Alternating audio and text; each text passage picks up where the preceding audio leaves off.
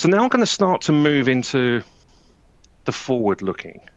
And so here we do have to introduce a disclaimer statement. Because obviously release plans and timelines are forward-looking and they're estimates and projections only. So we can't offer an assurance that Bentley will be able to meet these estimates and projections by the dates specified, if at all. And so you shouldn't make purchases and decisions based on forward-looking roadmaps and presentations.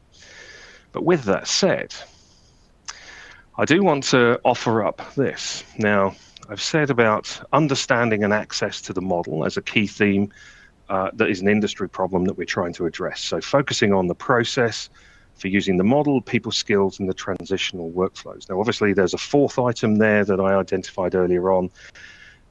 That's more of an industry problem. We're trying to service the people aspect, shall we say, in the access to the model.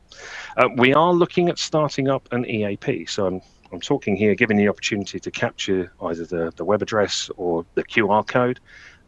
So we are looking for people to stick their hand up and offer to have a look at some of the new tools that are coming.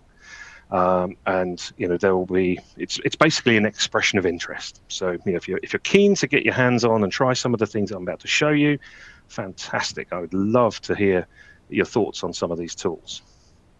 So let's delve into what we have coming for release in Q4, and you'll be able to get your hands on with an EAP as soon as it's available.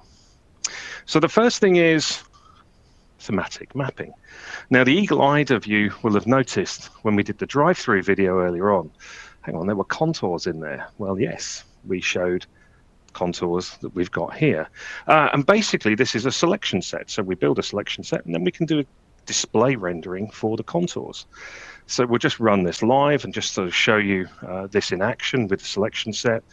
We can do height and slope. There's color schemes that can be applied. Intervals can be dynamically changed. There's tracking at the cursor point there. So you've got the contour elevation, shall we say. And we can use this as let's just call it an engineering sanity check. Identifying anomalies. Have I got a step in my junction there where I've got the splitter island? Have I got the elevations right or wrong? It's going to give me that immediate indication. Do I need to drill into it and do any more investigation? So this is just a great simple tool to allow you to do that very quick analysis of the model, without having to sort of delve much deeper. So simple tool, making life easier and familiar for people using most other tools. Now, this one is quite honestly really exciting. I'd say it's actually groundbreaking. This great new technology that's coming in here. And again, for the eagle-eyed, you will have noticed in the drive video, we included this capability in the drive video. And what this does, it's just another way of doing analysis on a surface model, specifically on a corridor. So again, let's just run this through. So here we can build, just like we can with the bridge clearance, we can build up a query, shall we say, that we want to run. So we can build the surface models, we can do the analysis on multiple roads at the same time. And I'm just going to probably pause it here because it is a relatively short clip. But we can do the analysis on multiple roads at the same time. You can see there that we've also got the super elevation assigned into this as well. So it's not just a single analysis that we're doing. We have the super elevation. We've already done an analysis on that. I've extracted that. I've worked out where my super elevation ranges are. Now I can do an analysis on the surface model and really dig into it and check that the application has been applied right. And this is a dynamic application. So I'm just going to sort of step the video back, and I'm just going to let this one sort of sink in a little bit as to what it's doing. The annotation allows us to drill into things like slope, offset, elevation, depth, and dynamically display that on the screen. Now, it's not very clear at this point in time, but we are just using the slider to step through and look at the annotation. And obviously the key here is we zoom in, we drill into the cross-section as well, and we use that as a means of reviewing the model in more detail.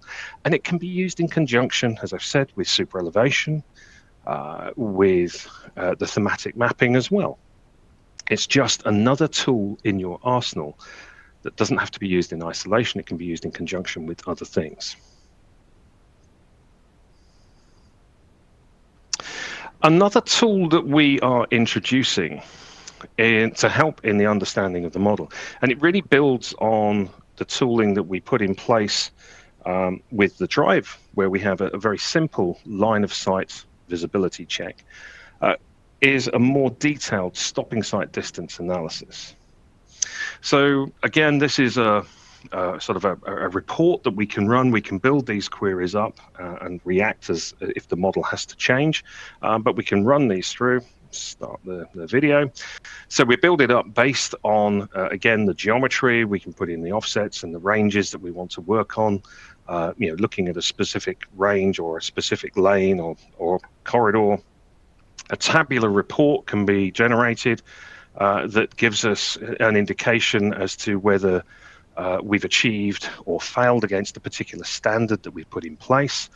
We can open up the line of sight, its profile cross-section, depending on your terminology, the sight line essentially as a cross-section, so that we can zoom in and drill down into a level of detail on that line of sight.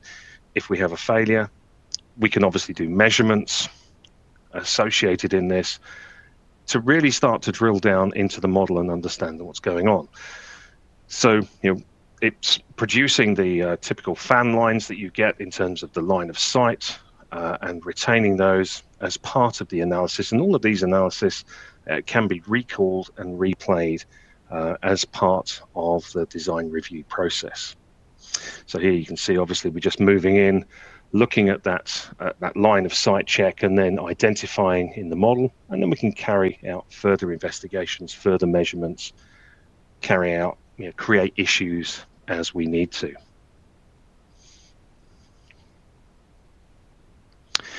So another aspect that we've added in is the ability to deal with drainage profiles and projected drainage profiles as well, to deal with showing those in a profile view with appropriate symbology. So I will briefly show these to you as well. So here we have an alignment that's essentially running north-south. We can open up that profile view, as we can see, and we can then switch into enable essentially that live view. I'll just pause it as it comes on. We can put the left and the right offsets in to go and pick up on the section and project that drainage profile, which is sitting out in this instance over to the east. We can project that in and show that in the profile view. Particularly useful in terms of clearances and projections. But at the same time as doing that, what if we want to get more hydraulic information and look at the actual drainage profile itself? Well, that's where, instead of doing a projection and looking at that live section of the model and projecting that slice of the drainage model in, we can actually go and open up the drainage profile itself. Now, the advantage with the drainage profile itself is we're not having to slice and dice through the model. So this is where we can label things up nicely and present it in a cleaner presentation. So we can apply the attribution. I will get ready just to pause it here so that you can see the type of attribution that we're applying and labeling that we're putting into the graphics. And we can control that information that's applied, again, through the display control, and manage the presentation of what invert, obvert, and pipe information we actually want to display for this drainage profile. So we can turn that on and off dynamically and help us in terms of that review. It doesn't, at this point, deal with hydraulic information. That is something that is on the cards. But from a construction perspective, being able to go in and do a vertical clearance and helping with clash detection and clearance measurements and things like that, and construction, feeding into construction, this provides all the information that's associated there from a physical representation of the network. So hopefully that's going to be particularly useful to you as well. So as I say, we have some nice new tools that are coming. I think they're pretty exciting.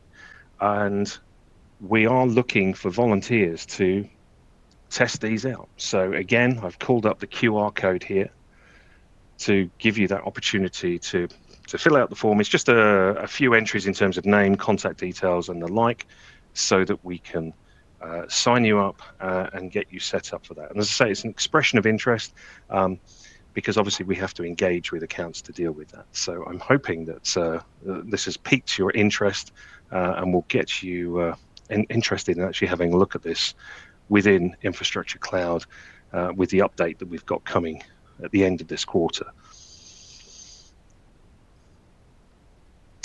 So I want to sort of finish out here really in terms of this statement in terms of going digital and leveraging the data. The infrastructure sector it's about building better in infrastructure and building infrastructure better. So think about those industry challenges that we face. Think about how do we address those and being smarter about that. And that's really what we're trying to help you do, is access that information that's in the digital model and the presentation for that, so that people can understand it. And as workflows transition, as the workforce transitions as well, that they get access to that information and can leverage it to realize the benefit downstream. So hopefully that's giving you an overview as to where we are.